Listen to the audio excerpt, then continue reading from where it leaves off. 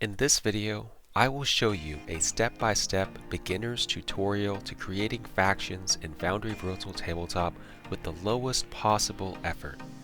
I promise you, if you follow these steps, your players will show a lot of interest in your adventures. Your players will build the factions for you and want to do even more world building afterwards. Here is a summary of how we do this. You tell your players that they can earn rewards and bonuses in the game if they play a cool mini-game by managing a faction in the campaign. The players describe what their faction does, and they roll dice to determine how successful they are. It is a very simple idea, and I will walk you through all the details with easy to understand examples. The first step is creating a faction. The players must describe the general idea behind their faction. They choose one advantage their faction has over other factions, and you pick one disadvantage.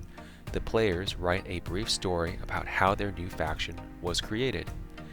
Before they start creating their faction, you should tell them what kind of world they live in, what kind of technology and government and society is in their homeland. I am showing you an example on screen. The main purpose of this is to give your players an idea on what kinds of options are available. I promise you that your players will ask follow-up questions. You can use those follow-up questions to make your campaign more interesting to your players. If your players don't ask many questions, then you will save a lot of time world building. So here's an example. I want to create a faction of nobles that secretly control the government. My faction has the advantage of being well connected, but the disadvantage of nepotism. The governor of Ashvale is ignorant and feeble. Last year, he defunded our fiefs, military patrols, and as a result, we suffered horrible barbarian raiders. In this time of strife, the sons and daughters of distinguished families step forward to lead our people away from danger.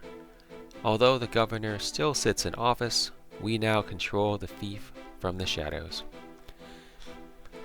So after your players create a faction, tell them how they can use their faction to do things. I recommend you let them write a 50-word story about what their faction tries to do each week, and roll 2 1d100 dice. As the Dungeon Master, you can read these stories whenever you have time and tell them what happens.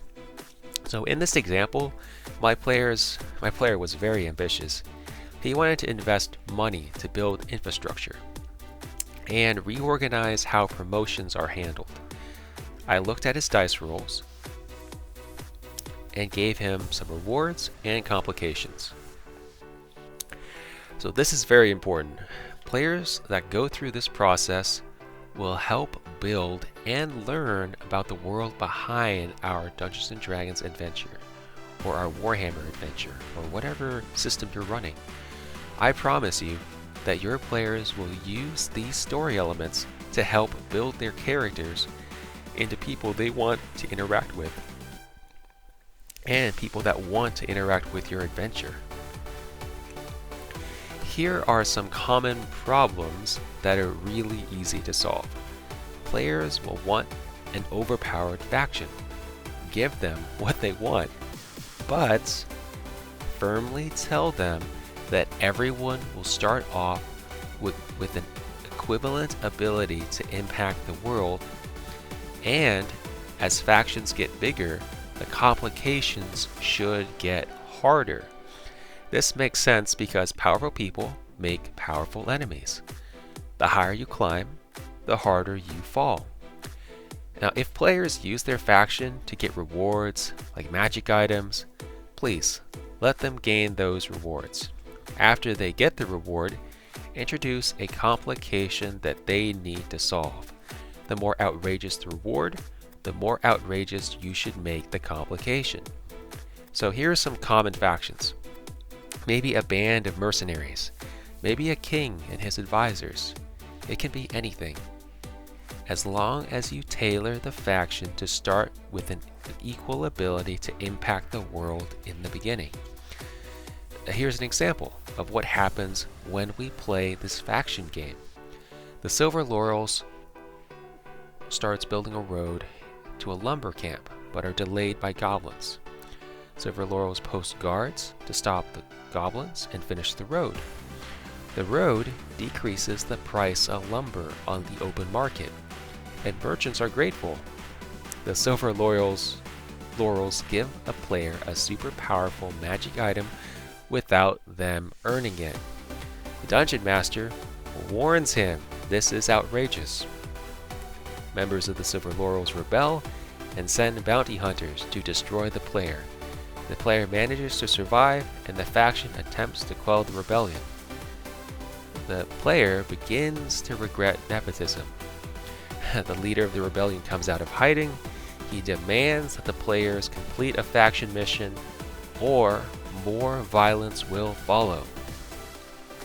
This is the perfect way to get your players engaged with the story and automatically create adventures. Using that last example, here is a simple adventure we can run. The players are traveling down the road that the Silver Laurels faction created. After everyone introduces themselves, a bounty hunter attacks to recover the magical item your player took without earning it. In the next village, the townsfolk accuse the players of being thieves. The rebel leader introduces himself and demands that they pay for the magic item or pay in blood. There are many ways to solve this problem, and I leave them to you.